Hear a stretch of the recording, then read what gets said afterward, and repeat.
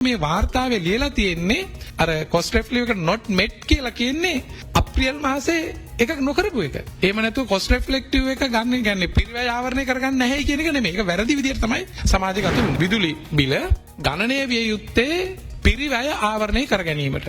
ඒක තමයි structural benchmark එක. ඒතර අපි ඒකට එකඟ වෙලා තියෙන්නේ. පොර කාර්ත්මයේ වශයෙන් තමයි විදුලිය බිල ගැළපීම් සිදු කළ යුතු වන්නේ. මේ තියෙන්නේ දත්ත සාකච්ඡා කරලා එකඟතාවයට එන්න බැරි නිසා අපිත් ඒ කාරණේ IMF එකට කිව්වා යම් කාල ලබා දෙන්න ඊළඟ ක්වාටර් එක වෙනකොට ඒ කියන්නේ ජූනි මාසයේදී මේ අනිවාර්යයෙන්ම මෙතන යම් අර උපකල්පන වලත් ගැටලු තියෙනවා නම් ඒකත් විසඳගෙන නිසි පරිදි ඉදිරියට යමු කියලා. ඉතින් ඒ එකඟතාවයට ඒගොල්ලොත් ආවා.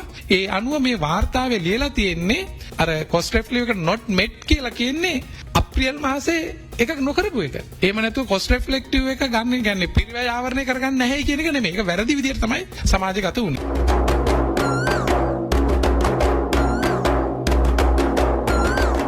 යම් ආකාරයක ණය ගැනීම සිද්ධ වෙනවා නම් එතෙන්ට යන්න කලින් ස්වයංක්‍රීයවම මිල ඇඩ්ජස්ට් කරන්නයි කියලා තව කැලලක් තියෙනවා. ඒක සිද්ධ වෙනවා. ඒක කොහොමද වෙන්නේ? මේ මිලදීන් ගැනීම ඇතුලේ සිද්ධ වෙන කෑෂ් ෆ්ලෝ එකේ ඒ ලොස් එක රුපියල් බිලියන 15කට වඩා අඩු වෙනවා නම් අකණ්ඩව සති දෙකකදී එකවරම 10%කින් විදුලි බිල වැඩි වෙන්නට උනායි කියලා. නමුත් ප්‍රශ්නේ තියෙන්නේ ඒක අකණ්ඩ සති දෙක ඇතුලේ තාම ගැළපීම කරලා නැති ප්‍රශ්නේ තියෙන්නේ. ඉතින් ඒ ගැළපීම ගණන් හදලා දැනට විදුලි බල මණ්ඩලයත් මහජන උපයෝගිතා කොමිසම අතරම් බලපුවාම එහෙම වෙනස් කිරීමක් සිද්ධ වෙන්න අවශ්‍ය වෙන්නේ නැහැ.